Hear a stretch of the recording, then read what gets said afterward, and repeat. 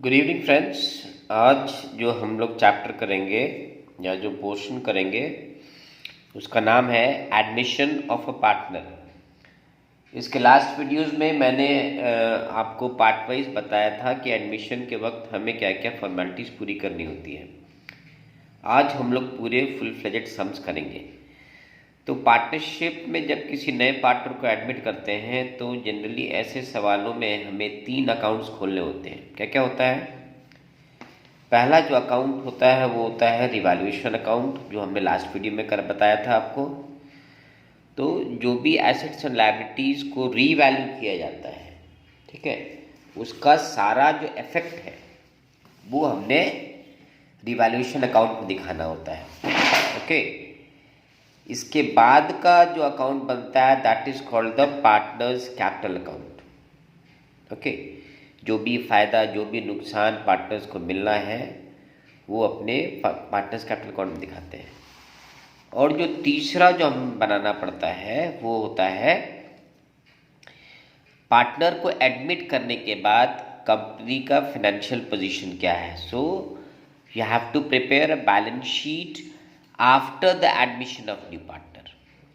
ठीक है, तो ये 3 चीज़ बहुत इम्पॉर्टेंट हैं और इनको समझना ज़रूरी है। इसके अलावा हमें कुछ नोट्स निकालने होते हैं, वर्किंग करने होते हैं generally relating to the goodwill treatment. जो भी पार्टनर प्रीमियम का पैसा लेकर आ रहा है उसको हम लोग देखते हैं कि किस पार्टनर कितना मिल रहा है।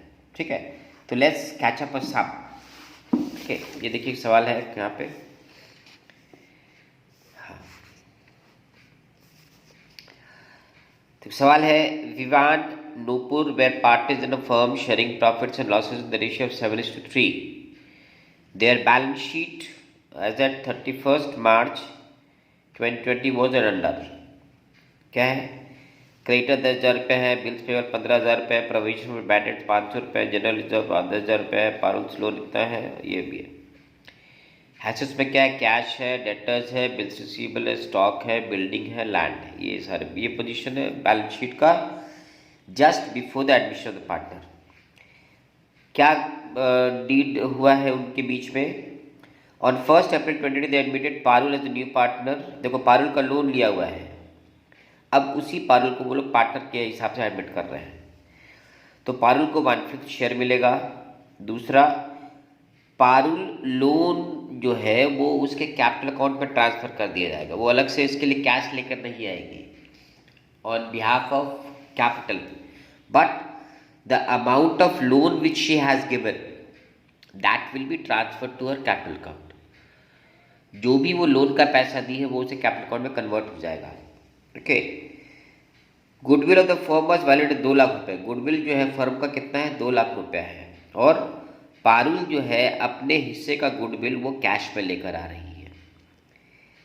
तो ये तीनों चीज़ अलग हो गया। अब इसके बाद देखो, provision for doubtful debts was made equal to 4% debtor, stock was reduce by 5%। ये तीनों जो है वो रिवैल्यूएशन अकाउंट में आ जाएंगे, क्योंकि प्रोविजन फॉर डाउटफुल डेट जब भी होता है तो उससे हमारा एसेट घटता है तो ये मेरा लॉस है, स्टॉक रिड्यूस हो रहा है ये भी लॉस है, और लैंड बढ़ रहा है ये मेरा फ़ायदा है। तो मैंने क्या बताया था कि अगर लॉस होगा तो हम लोग उसको रिवैल्यूएशन के डेबिट में दिखाएंगे और फ़ायदा होगा तो रिवैल्यूएशन के क्रेडिट पे दिखाएंगे।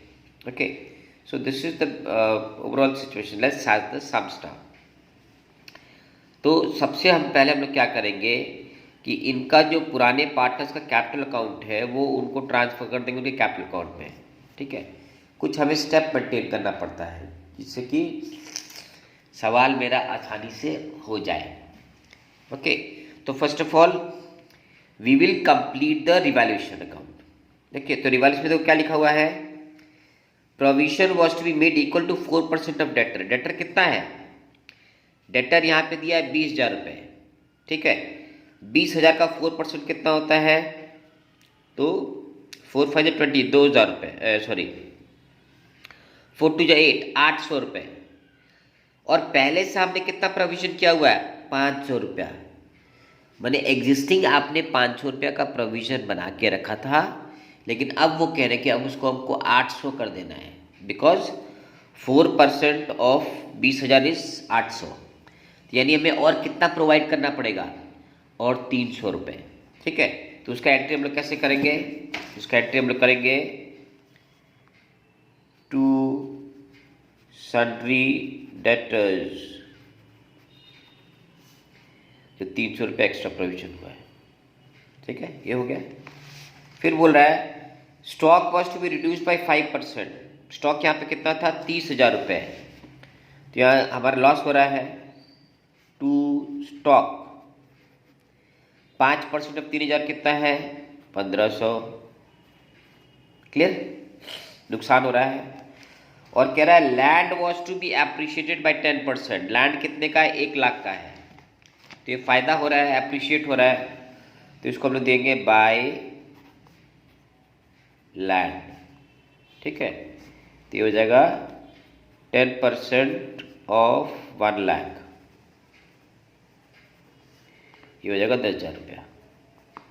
ठीक है, खत्म, और रिवैल्यूएशन कुछ है नहीं। अब इसको बैलेंस कर देंगे अपने, है ना। तो क्रेडिट साइड ज़्यादा बड़ा है, तो क्रेडिट साइड में हम लोग लाइन खींच देंगे 10,000, यही चीज़ डेबिट में लिखेंगे 10,000। चूंकि क्रेडिट साइड ज़्यादा है तो ये हमारा प्रॉफिट हो जाएगा, यहाँ लिखेंगे टू पार्टनर्स कैपिटल अकाउंट। तो इसको बैलेंस करेंगे तो ये 1,800 हो गया, 10,000 है तो ये हो जाएगा 10 में से 1,800 गया, मतलब 8,200। ठीक है, 10 में से 10,000 माइनस 8,000, सॉरी माइनस 10,000 माइनस 1,800, 8,200। ठीक है, तो ये जो प्रॉफिट आ रहा है इसको लिखेंगे हम लोग प्रॉफिट ऑन रिवैल्यूएशन। इसको जो पुराने पार्टनर्स हैं, कौन है, विवान और नूपुर, इनके पुराने रेशियो दैट इज 7:3 में बांट देंगे। तो 8,200 डिवाइड बाई 10 इंटू 7 माने 5,740 विवान को मिलेगा और 2,460 ये नूपुर को मिलेगा। क्लियर, ये हमारा रिवैल्यूएशन अकाउंट खत्म। This was your revaluation account. Okay, next we come to the partners capital account. Partners capital account कैसे बनाएंगे हम लोग, पार्टनर्स के जो बैलेंसेस हैं पहले वो लिखेंगे हम लोग। ठीक है, तो देखो पार्टनर्स के बैलेंस कितने हैं। पार्टनर का कैपिटल बैलेंस था विवान का 1.5 लाख और नूपुर का 50,000, तो इसको लिखेंगे हम लोग बाय बैलेंस बीडी। विवान का 1.5 लाख और नूपुर का 50,000। ठीक है, अब इसके बाद नूपुर देखो अपना जो कैपिटल का पैसा वो कैश में नहीं ला रही है। ठीक है, तो नूपुर का कैश कैपिटल क्या हो जाएगा, नूपुर का कैपिटल हो जाएगा जो उसका लोन है। पार्टनर्स ने एग्री किया था कि जो भी नूपुर का लोन था वो उससे कैपिटल हो जाएगा, तो पहले उसको लिख लेंगे बाय नूपुर्स लोन। ठीक है, नूपुर का लोन कितना रुपया था, 80,000 रुपये। ठीक है, अब इसके बाद देखो नेक्स्ट स्टेप होता है जनरल रिजर्व। कोई किताब में है, सवाल में है, तो उसको बांट देंगे। तो लिखेंगे बाय जनरल रिजर्व, उसको 7:3 में बांट देंगे। तो जनरल रिजर्व 10,000 का था, तो विवान को मिलेगा 7,000 और इसको मिलेगा 3,000, 7:3 में बांट दिए। क्लियर, अब इसके बाद जो है, जो रिवॉल्यूशन प्रॉफिट ऊपर में आया था, ये जो प्रॉफिट आया था, ये प्रॉफिट चला जाएगा पार्टनर्स के कैपिटल अकाउंट में। ठीक है, बाय डिवैल्यूएशन प्रॉफिट। ठीक है, इसको मिला था 5740 और इसको मिला था 2460।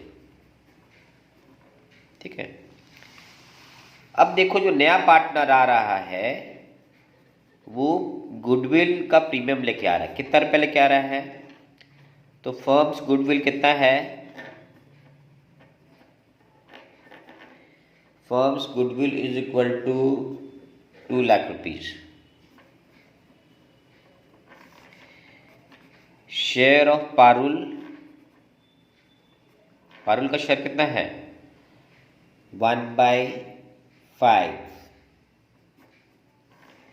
Therefore, premium brought by her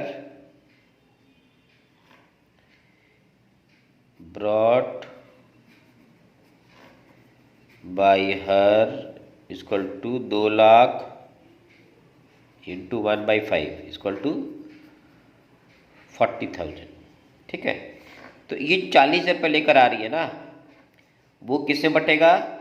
Vivaan में और नूपुर में। विवान को कितना मिलेगा? 40,000 का 7/10, इसको मिलेगा 40,000 का 3/10, मतलब इसको मिलेगा 28,000।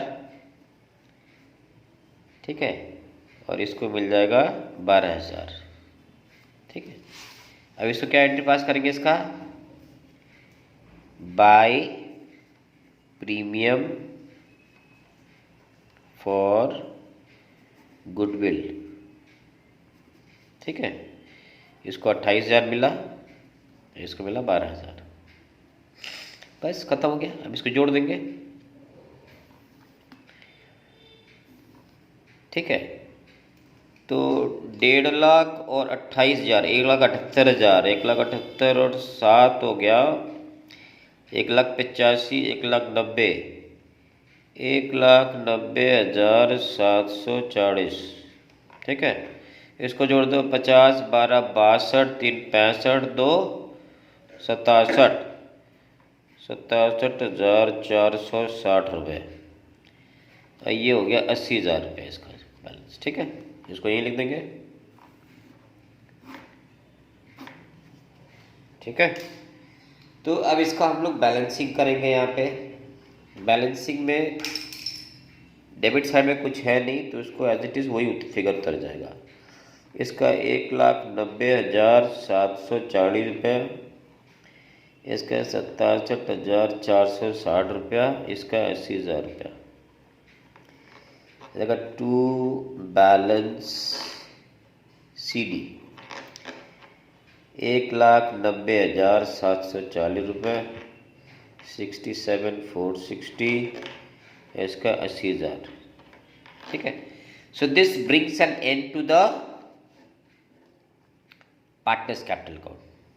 ठीक है, अब हम लोग बनाएंगे बैलेंस शीट। बैलेंस शीट में जो कैपिटल अकाउंट सबसे पहले लिखेंगे, कैपिटल अकाउंट, ये हो गया लायबिलिटीज और ये हो गया एसेट्स। लायबिलिटीज में कैपिटल में क्या लिखेंगे? जो इनका बैलेंस आया है। कौन कौन पार्टनर है यहाँ पे? विवान, नूपुर और है पारुल। तो जो इनके कैपिटल में बैलेंस है था वो जोड़ेंगे पहले अपने। तो इसका आया था 1,90,740 रुपया, इसका आया था 67,460, इसका आया था 80,000। अब इसको जोड़ दो, कितना होता है? ठीक है, 1,90,740 रुपया प्लस 67,460 प्लस 80,000, 338,200। ठीक है, 3,38,200 है जी। अब इसके बाद बैलेंस शीट में जो भी चीज़ बचा हुआ था वो एज इट इज़ उतार देंगे, अगर चेंज नहीं हुआ है तो अब इसमें देखो बैलेंस शीट पर पीछे घुमा के देखो तो उसमें था पहले क्रेडिटर। क्रेडिटर कितना रुपया था? 10,000। इसको कोई फेरबदल हुआ नहीं तो इसको एज इट इज़ बैठा देंगे। फिर था जी बिल्स पेबल, इसमें भी कोई चेंज नहीं हुआ तो इसको भी ऐसे ही बैठा देना है। कितना रुपया था? 15,000। उसके बाद था प्रोविजन फॉर बैड डेट, पहले था 500 रुपया, अभी और 300 बढ़ गया है तो ये मिलके हो गया 800 रुपया, है ना। जनरल रिजर्व हमने बांट दिया है और पारुल का लोन वो कैपिटल में चला गया तो यहाँ पे यही रहेगा। अब एसेट्स पे आ जाते हैं। एसेट्स में क्या बैलेंस दिया हुआ है यहाँ पे? कैश। कैश कितना रुपया था? 15,500। 15,500। और नया पार्टनर जो है प्रीमियम का पैसा लाया, ऐड प्रीमियम। कितना रुपये आया था? 40,000 रुपये, ठीक है ना। वो बिजनेस में रिटेन हो गया है तो ये हो गया 55,500 रुपये, ठीक है जी। अब डेटर जो बैलेंस था उसको एज इट इज बैठा देंगे। डेटर्स था हमारा 20,000 रुपये, है जी। उसके बाद बिल्स रिसीवेबल, ये इसमें कोई चेंज नहीं है, एज इट इज बैठा देंगे 50,000 रुपये, ठीक है। स्टॉक में देखो कमी आया था तो स्टॉक मेरा 30,000 था, लेस अंडर वैल्यूड 1,500 रुपये और घटा दिया गया इसको तो ये कितना हो जाएगा? 28,500, है ना। फिर था मेरा बिल्डिंग कितना था मेरा? 1,00,000। ये अप्रिशिएट हुआ है, इसको देंगे अप्रिशिएट 20,000 रुपया, सॉरी 10,000 रुपया, तो इसका वैल्यू है 1,10,000 रुपया। जो बढ़ेगा ऐड कर देंगे, घटेगा घटा देंगे, ठीक है। सॉरी वो लैंड में हुआ था, सॉरी, ठीक है। काट के इसको लैंड कर दो, है ना। अब बिल्डिंग था, बिल्डिंग 1,00,000 का पड़ा हुआ है, फिर तो ये हो गया सारा एंट्रीज कंप्लीट। अब इसको अगर सवाल सही है आपका तो ये बराबर आएगा, ठीक है। अब इसको जोड़ने का है, ठीक है। तो when you add this up 338 200, ठीक है, प्लस 10,000 प्लस 15,000 प्लस 800, कितना है? 3,64,000, ठीक है। अब उधर देख लेते हैं। 55,500 plus 20,000 plus 50,000 plus 28,500 plus 1,10,000 plus 10,000। अब क्या रहेगा इसमें? एक बार करते हैं। 55,500 plus 70,000 plus 28,500 plus 1,10,000 plus 1,00,000, sorry 1,00,000 था, ठीक है। 3,64,000, okay. So this brings an end to the sums, okay. So this was the sums which we just discussed now. Vivaan and Nupur, ये सवाल देख लो, तुम्हारे पास किताब होगा इसका, okay. So this is how we account for admission of a partner. Next day मैं इसके और जो टॉपिक्स हैं एडमिशन ऑफ पार्टनर्स के, उस पर सवाल और वीडियोस बनाऊंगा. Okay, so if you are getting any benefit, so please do subscribe and like the channel and give me some encouragement so that I can solve more and more sums for you. Okay, thank you and good night.